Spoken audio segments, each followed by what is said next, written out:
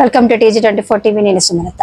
మేడ్చల్ జిల్లా కుత్బుల్లాపూర్ నియోజకవర్గం దొండిగల్ సర్కిల్ పరిధిలోని బహదూర్పల్లి డబుల్ బెడ్రూమ్ ఇళ్లలో జరుగుతున్న అవకతవకలపై కాంగ్రెస్ సీనియర్ నాయకుడు సాధు యాదవ్ స్పందించారు. కాంగ్రెస్ పార్టీపై తప్పుడు ఆరోపణలు చేస్తున్నారని ఖండించారు. గత బీఆర్ఎస్ ప్రభుత్వం ఇచ్చిన ఇళ్ల కేటాయింపులపై కమిటీ వేసి విచారణ జరపాలని డిమాండ్ చేశారు. అర్హత లేని వారికి ఇల్లు ఇచ్చి ఉంటే వెంటనే రద్దు చేయాలని కోరారు. బీఆర్ఎస్ ప్రభుత్వం చేయలేని పనులను మా ప్రభుత్వం వచ్చాక తాము బీఆర్కే ఫౌండేషన్ తరపున ఉచిత వైద్య శిబిరాలు, మంచినీటి సౌకర్యం కల్పిస్తూ ప్రజల సమస్యలను అధికారులతో మాట్లాడి పరిష్కరిస్తున్నామని తెలిపారు.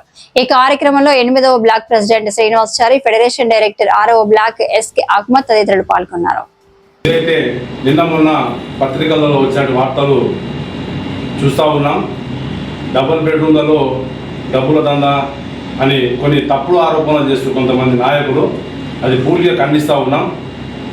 గత ప్రభుత్వంలో మీ బీఆర్ఎస్ పార్టీ ప్రభుత్వంలో డబుల్ బెడ్రూమ్ ఇచ్చిన వాడ వాస్తవమే కదా. మరి డబుల్ బెడ్రూమ్ నిజమైన నిరుపేదలకి కేటాయించిరా? అది ఒకసారి మీరు ఆలోచన చేసి మాట్లాడితే బాగుంటుంది. పూర్తిగా బీఆర్ఎస్ పార్టీ కార్యకర్తలకే డబుల్ బెడ్రూమ్లు వచ్చినాయి. నిజంగా నిజ నిర్ధారణ కమిటీ వేసి నిజంగా ఎంక్వైరీ చేపిస్తాం. దానికి సిద్ధమేనా? ఇవాళ అక్కడ కాంగ్రెస్ పార్టీ ముసుగులో దందా చేస్తున్నారనే మాటలు పూర్తిగా తీవ్రంగా ఖండిస్తూ ఉన్నాం. కాంగ్రెస్ పార్టీ అక్కడ మీరు వాళ్ళకి ఇలాంటి సౌకర్యాలు కల్పించకుండా డబుల్ బెడ్రూమ్ ఇచ్చారు. మేము అక్కడ పార్టీ అధికారంలోకి వచ్చినాక అక్కడ మా ప్రెస్ ద్వారా బీకేఆర్ ఫౌండేషన్ ద్వారా ఉచిత మంచినీటిని ఏర్పాటు చేసినాం. బీకేఆర్ ప్రెస్ ద్వారా అక్కడ హెల్త్ క్యాంపులు నిర్వహిస్తూ ఉన్నాం. పేద ప్రజలకు ఏ సమస్యలు వచ్చినా 24 గంటలు అందుబాటులో ఉండి వాళ్ళ సమస్యలు పరిష్కారమయ్యే విధంగా అధికారులతో మేము మాట్లాడుతూ ఉన్నాం. మరి మీరు చేసిన ఆరోపణలు ఎలాంటి నిజం లేదు. ఇంకొకటి, గతంలో వీళ్ళకు ఒక సొసైటీ ఏర్పడేటప్పుడు ఆ సొసైటీ ప్రెసిడెంట్ ఏ పార్టీ చెందిన వాళ్ళు? ఆ సొసైటీ అవకతవకలు జరిగినాయి కదా, లక్షల రూపాయలలో చేతులు మారినాయి కదా. ఆ సొసైటీ రద్దు చేసి అప్పుడున్న అధికారులు వెంటనే ఆ సొసైటీ రద్దు చేసి కొత్తగా నూతనంగా సొసైటీ చేసారు. ఇలా ఆ సొసైటీ కూడా టీఆర్ఎస్ పార్టీ నాయకులే కదా. మా సొసైటీలో ఉన్నటువంటి అధ్యక్షులు అక్కడ ఉన్నటువంటి వాళ్ళే కదా డబుల్ బెడ్రూమ్ విక్రయం చేస్తుంది. కానీ కాంగ్రెస్ పార్టీకి ఎలాంటి సంబంధం లేదు. ఒకవేళ కాంగ్రెస్ పార్టీ వాళ్ళు ఉంటే ఎంతటి వారైనా సరే ఉపేక్షించేది లేదు. పార్టీ పెద్దల దృష్టి కూడా ఈ విషయాన్ని తీసుకెళ్తా. ఇందులో కాంగ్రెస్ పార్టీ వాళ్ళ హస్తం ఉంటే పార్టీని సస్పెండ్ చేస్తామని కూడా ఈ సందర్భంగా తెలియజేస్తున్నాం. కానీ ఆధారాలు ఏంది పుట్టి బట్టగాల్సి మీదేస్తామంటే కూడా ఇక్కడ ఊరుకునే పరిస్థితి లేదు. ఖచ్చితంగా మేము కాంగ్రెస్ పార్టీ నుంచి ఎవరైతే ఆరోపణలు చేశారో వారి మాటలను పరిగణలోకి తీసుకొని నిజ నిర్ధారణ కమిటీ వేసి నిజంగా లబ్ధిదారులకు డబుల్ బెడ్రూమ్లు వచ్చినాయా, ఒకవేళ ఇండ్లున్న వాళ్ళకి వచ్చినట్టయితే వాటిని పూర్తిగా రద్దు చేయాలని కూడా నేను డిమాండ్ చేస్తూ ఉన్నాను.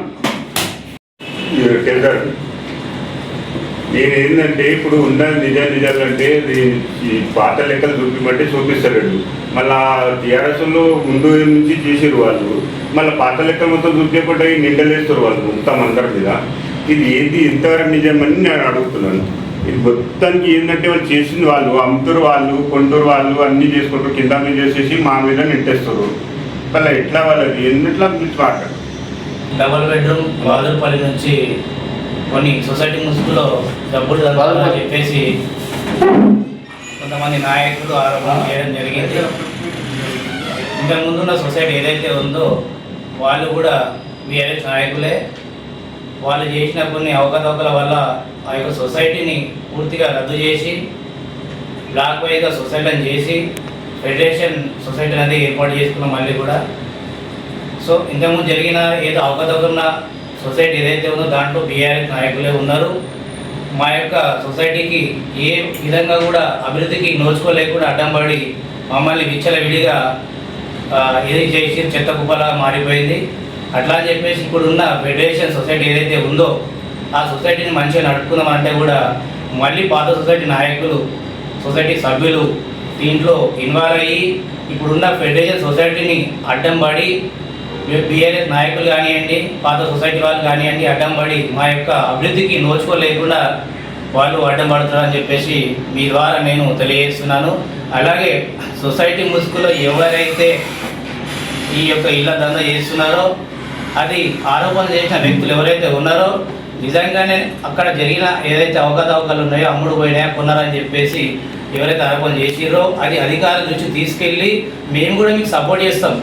మీరు కూడా మాతో వచ్చి అధికారుల దృష్టికి తీసుకెళ్ళి కలెక్టర్ గారి దగ్గరికైనా పర్వాలేదు, పీడీ గారి దగ్గరికైనా పర్వాలేదు, డీసీఓ గారి దగ్గరికైనా పర్వాలేదు, వస్తే మీతో పాటు మేము కూడా వాళ్ళకి మేము ఏదైతే వినతి పత్రం ఉందో మేము కూడా ఇస్తాం. అంతేగాని మా 2BHK బహదూర్పల్లిలో ఉన్న కాలనీ వాళ్ళందరికీ మీరు ఏ నాయకులైనా సరే, కాంగ్రెస్ పార్టీ కానివ్వండి, బీఆర్ఎస్ కానివ్వండి, బీజేపీ కానివ్వండి, మంచి చేయడానికి వస్తే మాత్రం మేము ఒప్పుకుంటాం. కానీ ఇటువంటి ఆరోపణలు చేసి మా సొసైటీలను కించపరిచే విధంగా చేస్తే మాత్రము ఎవరిని కూడా ఒప్పుకునే పరిస్థితి లేదు. ఇంకో విషయం ఏంటంటే, ఇప్పుడు మాకు ఏదైతే కాంగ్రెస్ పార్టీ నాయకులు వచ్చి అండదండలతోని దండాలు చేస్తున్నారని చెప్పారు, మరి ఆ నిజ నిదానం కూడా ఆ అధికారులతో చేయించాలని చెప్పేసి నా యొక్క మనవి అండి. ఇంకో విషయానికి వస్తే, పాత సొసైటీ ఏదైతే ఉందో అన్న రాజేంద్ర ప్రసాద్ అండ్ కో అంటే వాళ్ళ యొక్క సొసైటీ సభ్యులు వాళ్ళు చేసిన అవినీతి అంతా ఇంత కాదు. ఆ పాత సొసైటీలో వచ్చిన డీడీ అమౌంట్లు, సొసైటీకి సంబంధించిన షెటర్స్ ఏవైతే ఉన్నాయో డీడీ అమౌంట్లు వచ్చేసి 13 లక్షల పైచిలకు మనకు రావడం జరిగింది.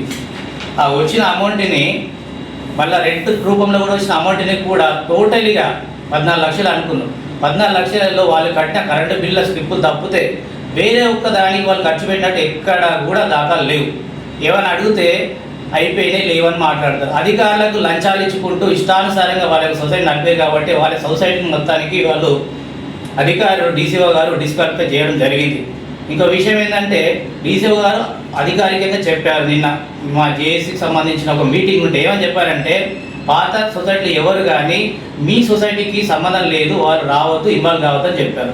దానిపైన నిన్న గ్రూపులో కొంతమంది మా సొసైటీ సభ్యులు దాంట్లో పెట్టడం జరిగింది. దానికైనా కులం మతం పేరుతో తీసి, అంటే దళితులం కదా, సింహాచారికి ఇష్టం లేదు అనే మాట మాట్లాడాను. నేను ఒకటే అంటున్నా, అందరం మనుషులమే, పొద్దున్నేసి అందరితో కలిసి తిరుగుతాం, కానీ ఇటువంటి ఆలోచన నాకు లేదు, అందరితో పాటు ఉంటాం కాబట్టి మీరు కులం మతం పెట్టి తొక్కలని చూస్తే మాత్రము కుదరని చెప్పేసి నేను మీడియా ద్వారా మిమ్మల్ని కొడుతున్నాను.